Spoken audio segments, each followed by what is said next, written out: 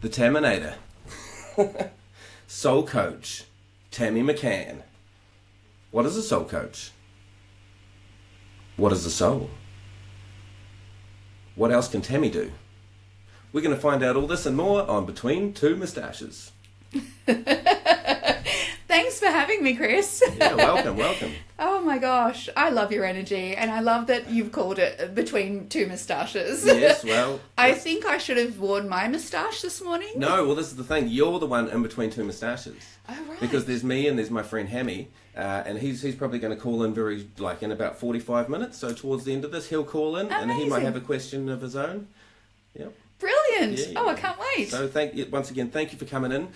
Really appreciate it. I read your website and I thought it was really cool. I was really inspired by what it said on there, and really wanted to know more and wanted our listeners to learn about you as well. Tell us, what is a soul coach? What is a soul coach? So I love that you're asking me, what does a soul coach mean to me? Essentially is what I hear you saying. And so to me it means someone who is really connected and at home within themselves and is able to tap into their whole self while guiding somebody else through, and I guess to follow the light, to follow the light. So you're the one tapping into your whole self, yeah, and guiding other people through. Yeah. Maybe they're not tapped into their whole selves. Right.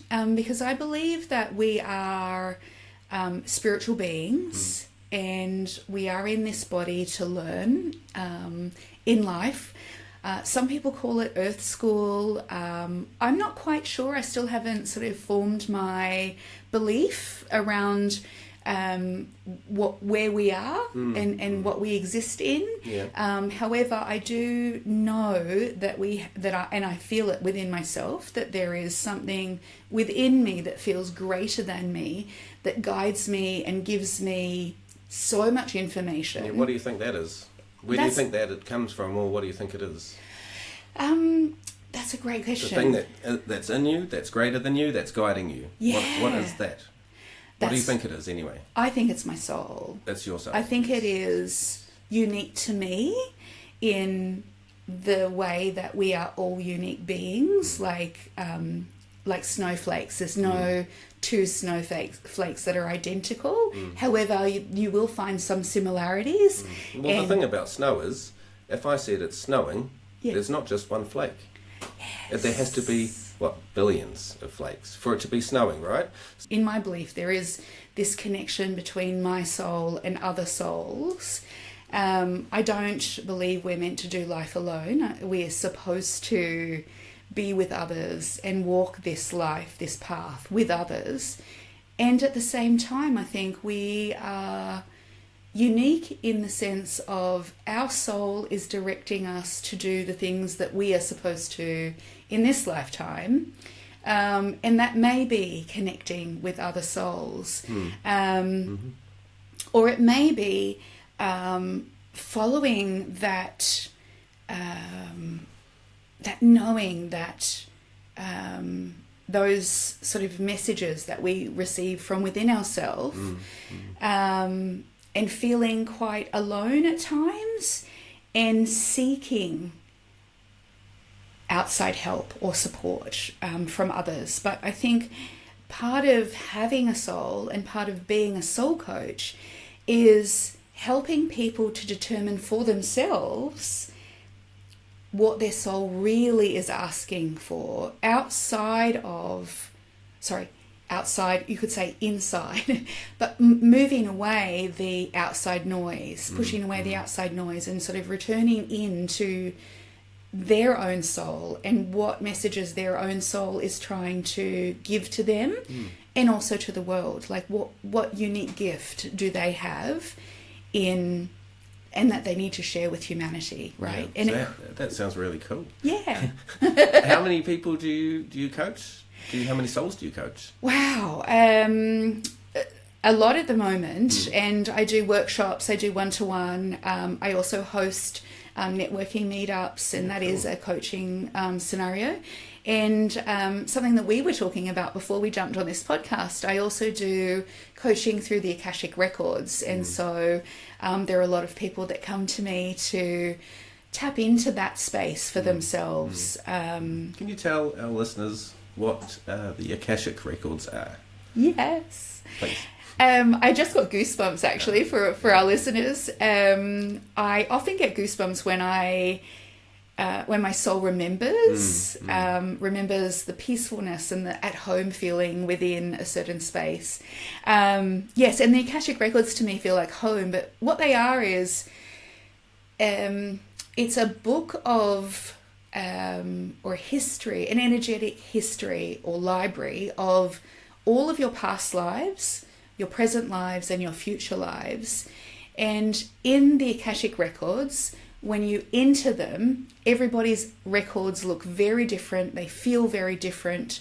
There are beings, spiritual guides, masters, teachers, and loved ones that are there for you to record your records of everything that you've ever done or will do in your lifetime. And when we tap into the Akashic Records, when we visit that space, we're actually visiting our whole soul and all of its lifetimes and all of the spaces. So when we talked about souls before, this is a very slight side quest here for a moment. When we talked about souls before, in this lifetime, I could be a whole soul or I could be a part of a soul. And so lots of the things that you're saying are very similar to what I think, just maybe slightly different. So just on that one, I've always thought that I used to think anyway, I've maybe moved past that thought, but a firstborn soul, a twice-born soul, or a thrice-born soul. And these are the different types of humans. One is usually doesn't believe in God at all. They have no idea. They just go through life doop-de-doo. Two, they're usually heavily religious and usually mono-religious, like Christian, Muslim, something like that. And a thrice-born soul, maybe someone like me and you, is more spiritually open, and we realise that there's millions of gods. There's so much energy out there that it could be any one of them, and you can use any of their names, and it doesn't really matter. If you want this, you talk to that god. If you want this, you talk to that god. That's how I've always thought. And then obviously, once you pass that lifetime, you might need to spend 10 or 20 lifetimes in each of those forms. So even though you're a firstborn person, doesn't mean you've only had one lifetime. You might have lived a million lives, but still never gone beyond atheist. You don't believe in anything until something triggers you in a life, and then the next life you'll be second-born, and that's when you'll start following a religion, and you'll go down the deep rabbit hole of just one particular thing and learn all about it until you come to the realization that, oh my goodness, there's actually more out there, and then you'll become thrice-born. So, and we might have been living, so that's reincarnation really. We might have been living the same life since caveman days until now. And that's amazing. I love hearing about people's different beliefs when it comes to what is a soul, what makes up a soul, are we whole, are we part of a soul? Could be part of a soul. That's why some people, when they marry, they like put the little two halves of a heart together, and then it's like, oh, that's my other half, that's my better half. People say that. Yes, they do. Oh, this is my better half. They Introduce do. your wife. So, but my brain in this moment is wanting to question that within you because with your confidence in your belief system, one of the things that I often see in my clients is they feel so grounded, and actually grounded's not the word, glued to their belief system. And what happens when we are glued to our belief system is we are not open and curious in life. And so what can tend to happen is we at times feel more like we need to connect to sources higher or outside of ourselves because we feel so stuck in where we are in our perspective and our beliefs. And our beliefs can actually be the glue that keep us where we are in life. And I'm not saying that's necessarily what you are experiencing, but what I have noticed within my clients and the people that I work with is that there is a reason and a purpose for that. So, for example, when we go into, if we went into your Akashic Records, for example, what we would do is ask the beings of the records to access a past life that contains information that's pertinent for you to know about your belief system of souls, for example. And so these beings would go and access the information, give us signs, which could be, I could hear audio, I could see visuals. Can I go back to any time? Can I anything? I'm like, right. It could be words. It could be songs. There is so many things. Smells, sounds, feelings on my skin. I could actually experience. Like right now, even just saying this to you, I'm actually feeling a tightness in my throat. And so again, that tightness could relate to lots of things from a past life that is pertinent for you to know about your belief system. And so that is a little bit of an example of Akashic Records, but also, what I tend to do at times with clients too, Yeah, well, that's pretty cool. I like it. I like how you were saying that you bring the feeling of your body into the Akashic Records, which is a spiritual realm. Yeah. And that's one of the parts of it is how to, because it's physiology, how to physiologically define spirituality. And people might say, oh, it's a feeling that you get. But what is the feeling that you get? Like, so if you go outside and it's blistering cold, the feeling that you get is cold. When you go into a hot sunny day, the feeling that you get is warmth. So you're explaining the feelings that you might get when you hit that spiritual realm. And one of the things that people might not, a lot of people know about goosebumps. You hear something cool, you're like, oh, I just got the goosies. Yeah. But what does that mean? So if you actually become aware of some of these feelings that you get on your bodies, the tingles, the dry throat, maybe it's a watering eye, is actually some of that Akashic Records trying to send you a little message. So a lot of it for me is awareness, and we're not born aware. Yeah. Little babies, they can't see, they can't move, they can't feel anything, they just have to do everything for them. And eventually, us humans, we learn how to do stuff for ourselves. Eat, sleep, talk, blah, blah, blah. The list goes on. Yeah. But we hardly ever learn about, what the goosebumps mean. Or, we don't even know what a sneeze means. That's how ridiculous that is.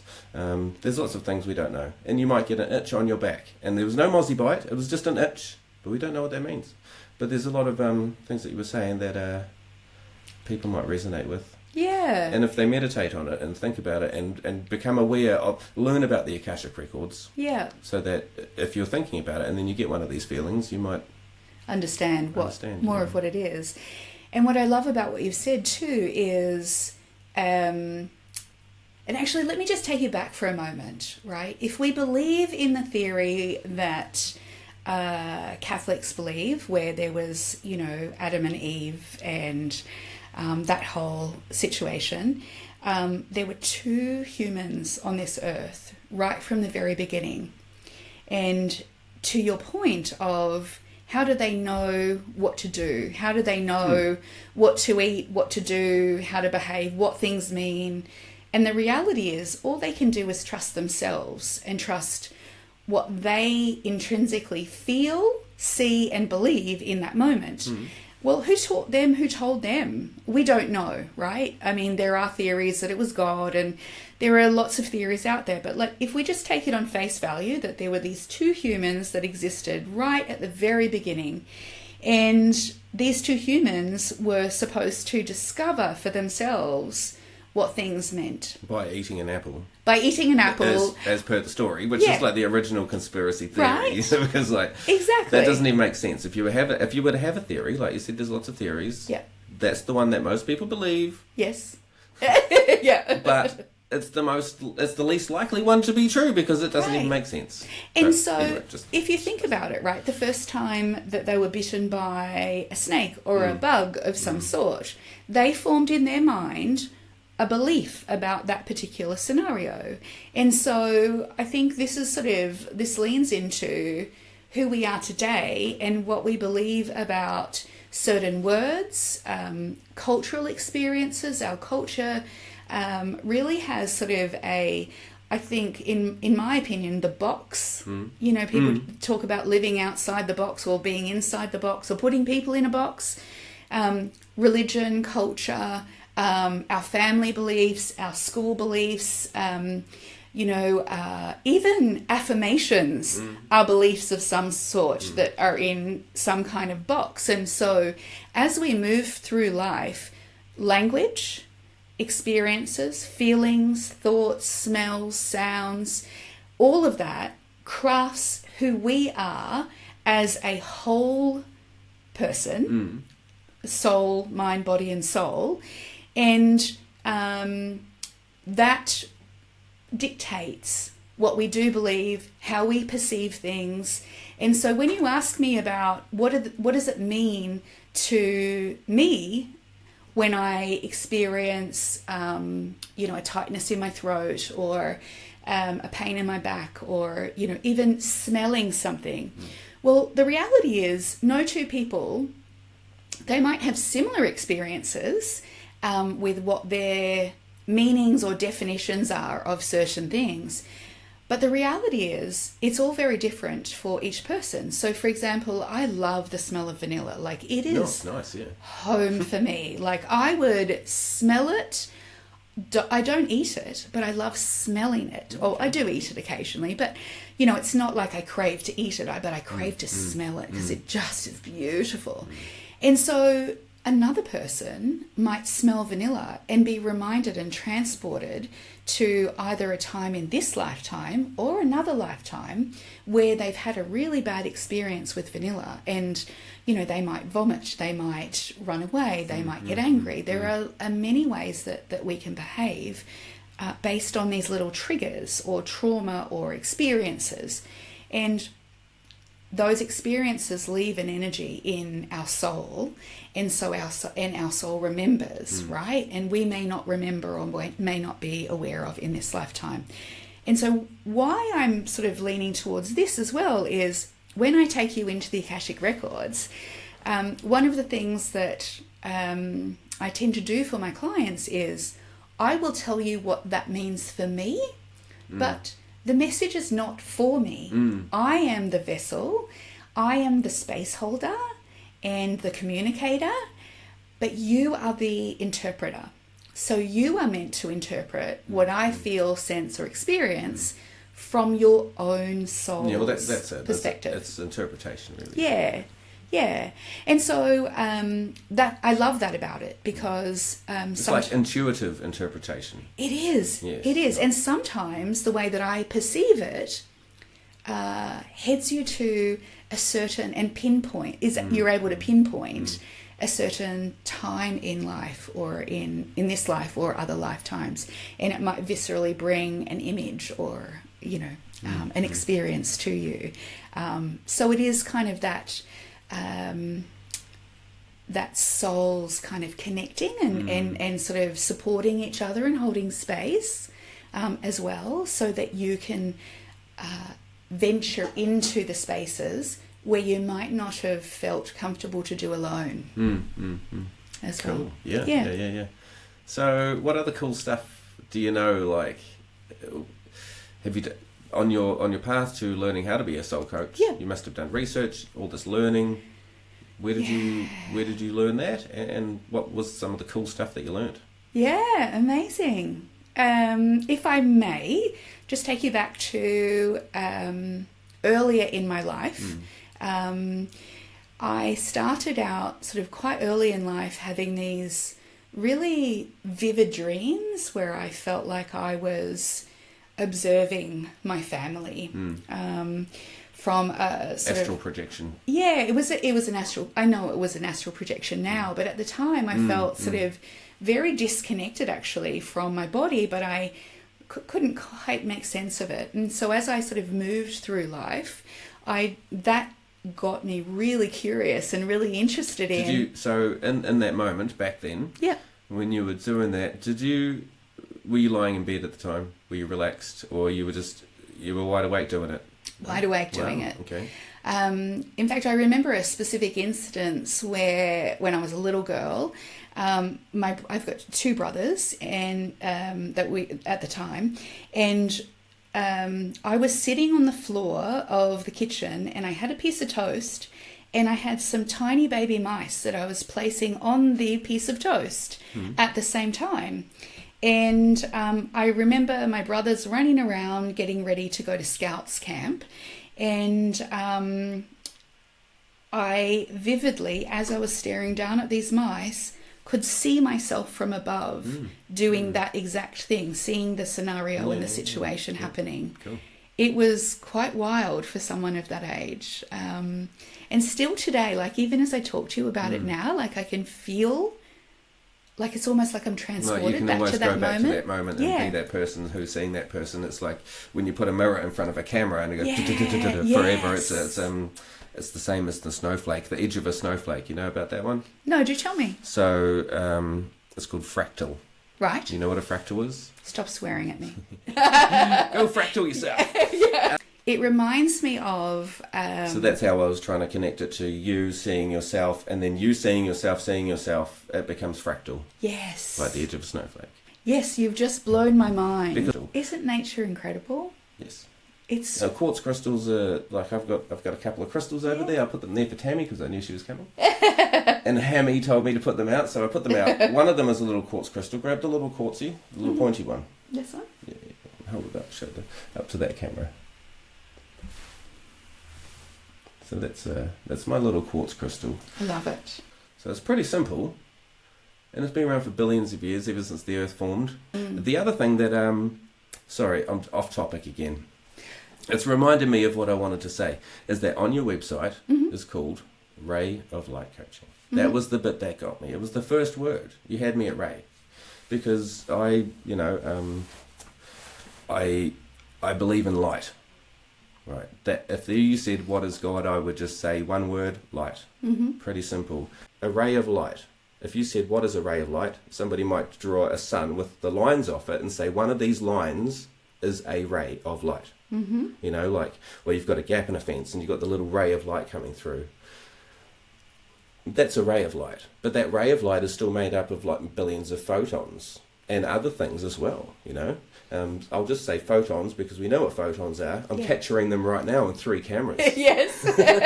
And I'm capturing photons. But there's also bosons and tiny other little particles. The smallest one that they found is the little squiggly little ribbon called a quark. And so I love that. And another thing that sort of you were talking about with the light and my business and my website being called Ray of Light. What started out as me wanting to name my business after my father, Ray, who literally is still and was my ray of light. I went through some really dark times as a child that I would never want another human to go through. And Me too. And my dad was very imperfect, right? I mean, great guy, laughed a lot, very loved joking around, was very loving, always very loving with me. But I know he wasn't necessarily the same with my brothers, and so I do feel very lucky. But he, for me, in that dark time, was that ray of light. He was the person who really helped me so much through that period, not by specifically trying to help me, but just simply by being there and loving me. And so that's how the name of my business started. And then there have been so many incredible learnings and synchronicities as a result of that. like learning about what array is and how significant it is that I have called my business Ray of Light, and I live that. Yep. And in fact, when I built It's a bit of a responsibility, actually. Right, it is. It does feel that way. You've got a lot to live up to. Right, yes. Yeah. Yes. And I think the other thing too that's phenomenal about, your... You might have another caller on the phone. Hello. Hi, Tammy. How are you? What's phenomenal about chuck your... your headphones on, yeah, Tammy. sure.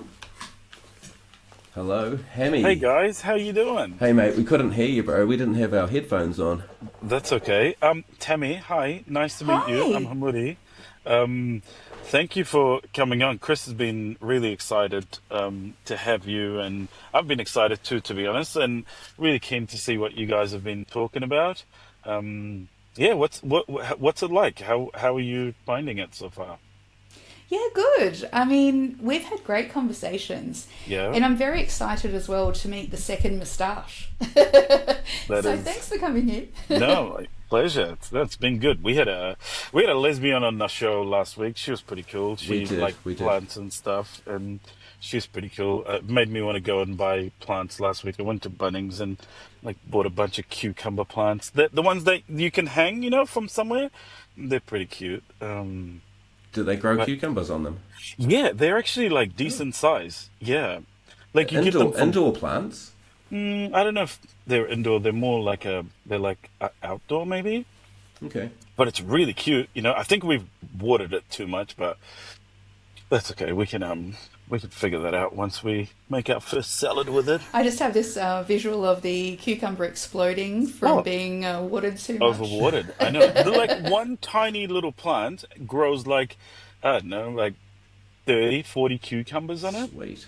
It's That's actually pretty incredible. cool. I bought a pineapple plant for my office lady a couple of years ago. That was pretty Pineapple neat. tree? Yeah, it's a pineapple plant. You buy it, so it's half grown, and you just put it somewhere, and you grow pineapple, and they're really neat. They're my favorite plants to get. I'm sorry, I don't know why we're talking about pineapples and cucumbers.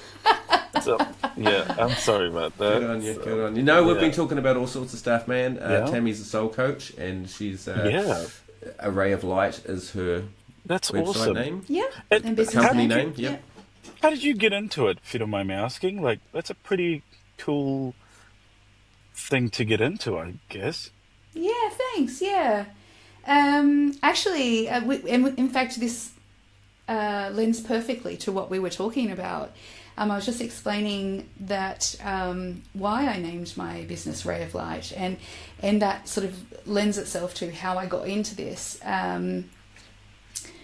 We've talked about sort of an experience of astral traveling that I had when I was younger, and I think I was about 3 or 4 perhaps, and throughout life I was just really curious about what that experience was and why I had it, and I've had several experiences of that kind of thing since then, but it wasn't until 2015 when my dad passed away. His name sorry to is hear that. Ray, and I was saying to Chris that he literally was a ray of light at a time that was very dark, and of course we know light can't exist without the darkness. Yeah. So that symbolically was incredibly significant to start with. And so in that moment when I sort of returned from celebrating his life, I found myself again lost and remembering, okay, that wisdom, that sort of space that my dad held for me when I was in my darkness, and also wanting to make sure that I fully lived life, learning from him the things that he didn't do, the regrets, etc., right? Which, is a new thing that I think the world is paying a lot more attention to these days, of, working backwards from, if you were to die tomorrow, what regrets would you have? Let's look at those and make sure that we don't have any regrets. And so it was that sort of period where I was like, okay, there has to be more to my life than what I'm doing right now.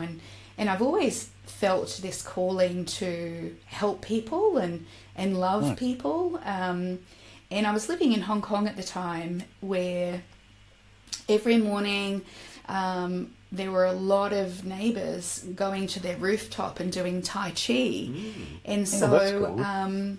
I sort of would witness this on my walks and started to think more and more about what else was out there, as well as, you know, my dad passing. And there were times when I'd walk along that I would hear phrases that my dad would say that I hadn't heard probably since I was like 7 or 8 years of age. So that kind of got me into that sort of researching more and more about spirituality. And then I met an Australian woman in the lift going up to my building, and she was like a ray of Crikey, light. there's a dingo. Literally, like, yeah, no dingoes. But yeah, and so meeting this Australian woman again was a sign, I felt, a sign that I was on the right path, you know, because in Hong Kong there's not a lot of Australians. And certainly where I lived there was not a lot of Australians. Yeah. And so meeting her, she was actually learning to be a coach. I was hooked within the first 5 minutes of being coached by her. And so that kind of led me on this journey into my business and working more with the soul. And the more I work with people in this space, the more I want to work with people, the more I want to step into what I feel is, you know, actually going back in time to when we did actually have rituals to connect in with ourselves, in with spirit, within the oneness of the universe, and so forth. And it's funny because when I first started dating my husband, he and I would watch Star Trek. Like we binged Star Trek every weekend. Nice. And Star Wars, of course. And we all know about Star Wars, but in Star Trek, there was an episode that talked about a collective called the Borg. And the Borg, for those of you who don't know, is like this cuboid ship floating in space. And each of the members of this collective of the Borg are part human, part robot. And, you know, essentially they kind of want to take over the world. But what I took from that is them being a collective and all connected. And so that sort of lent to, again, the spirituality of the oneness of the universe. But of course, I didn't look at it as such a destructive force, although it can be if it's in the wrong hands, right? Yeah. But this incredible collective that was supporting each other and there for each other and could sort of pick up the skills from other people that they didn't have. And like, it was just this beautiful, loving kind of community. And so that became my vision. And so, you know, along with calling my business Ray of Light and sort of having those people that bring the light for you when you can't bring it for yourself, there's also the fact that living in New Zealand, we are the seventh ray from the sun, which is really significant. Seventh ray from the sun? Yes. What does that mean? Good question. One thing I don't know what it is. Wow. First of all, wow. Yeah, I know. Chris, go and do your research. I'm will you? going to have to. You're not talking about the GPS coordinates on the Earth, the lines, longitude, latitude. There is a bit of that, but there is a spiritual belief that there is each sort of continent has a certain ray of light that sort of what is the word? It's escaping me right now, but it's sort of an energetic existence. Well, that makes sense because of where the sun is positioned, and obviously we can see certain stars where the northern hemisphere can't see those stars. So it's not only our sun; it's the other suns potentially. We might not be talking about our sun; it could be another sun that obviously we get the rays from that no one else does. Absolutely, yes. And is that so- why our ozone layer is quite bad in New Zealand? That's a. Let's not talk about that. Actually, That I love that you've brought that in. That's Conspiracy a whole other theorist. kettle of fish. Yeah. Yeah. Right? All right. Well, no. but So I'm like going to how look at you- that. The seventh ray Yeah, I like From how the you sun. said from the sun. Yeah, okay, that's pretty cool. All right, well, we're going to wrap things up now, Hamo. Got anything else to say? So just a question, like Chris and I have obviously started this to, to bring happiness and joy to, people that want to, listen to us and, two very normal guys, two dads, what would advice would you have for us to, brighten up someone's day and, get them to feel that little bit of happiness that we feel when we're talking to each other and yeah, so like, are we what are we doing? Are we doing the right thing here? I love that you've asked that question. That's actually a really beautiful question that shows Oh, thank you. me who you are and where your heart is when you are in conversation and also moving through the world. So thank you Yeah. for that. Um, the one piece of advice I would give you is a piece of advice that I give to anyone walking into any room, and that is if you could walk up to any one person or have a conversation with any one person, the most important, the most memorable thing that you could ever do is make them feel like they are the most important person in the room. Okay.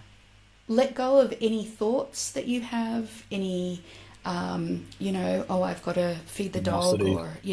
or, whatever is going on, and just focus on helping them to feel wanted and needed and heard in that moment, and come from a place of curiosity, not interrogative 50,000 questions, but Okay. Just one humility. That's it. We've got to wrap this up, bro. yeah. All right. And also, I think the bottom line is, from a space of love, like I want to see the love in you, like teach me how to love you. I think is what I would give the advice. Wouldn't it be That was awesome if you mine. could just say that to people? Like you meet them, and you're like, "Hello, I'm Tammy. Teach me how to love you." And then I could say, "Well, I like cuddles," or, I like chocolate," or whatever it is. Yeah. That's a Patting the dog and the cat. You like doing that too. well, yeah, I do. Tammy Yeah. patted my cats before. Yeah. Oh, awesome. They're very cute. That's She loves it. yeah. There you go. Yeah. Well, exactly. And you might find actually when you do ask people that, like, teach me how to love you, you'll find the most interesting responses. Yep. Some, Humility. That's a really good one. yeah. Ask Yeah, your staff yeah. members. Try not to get in trouble. Yeah. Let- You let's see could. how many- Yeah. Let's But see no, how no. many of them- I was thinking that, like, even for staff members, like I've got a bunch of, any workplace has got multiple employees. They're all motivated by different things, and it's kind of like instead of saying, "What are you motivated by?" which is quite a harsh question, really. Yeah. But how can I how what was it? Yeah. Teach me how to love you. Teach me how to love you. Teach me how to love you. Yeah, that's a good Yeah. sentence. Yeah. Or you could even phrase it, what can I do right now that helps you to feel supported? Is probably how you would Yes. say it in a work Yep. context. Another good question. Yeah. Yeah. Yep. And I think, Oh. people often don't get asked these questions enough. And so if you are the person who asks that question, first of all, they'll remember it because they don't get asked it enough. And so I think that already just lets them know that you do care. Yeah. I think me and Hammo are both going to try that. Yeah, thanks for popping on. And thank you, Tammy, for turning up and chatting to us for an hour about all the cool stuff. Pleasure. And thank you to everyone who's been watching. And we will be posting this in the next couple of days. So, Awesome. Follow along. Yeah. yeah. Cool. All right. Thanks, guys. See you guys. See you Bye. later.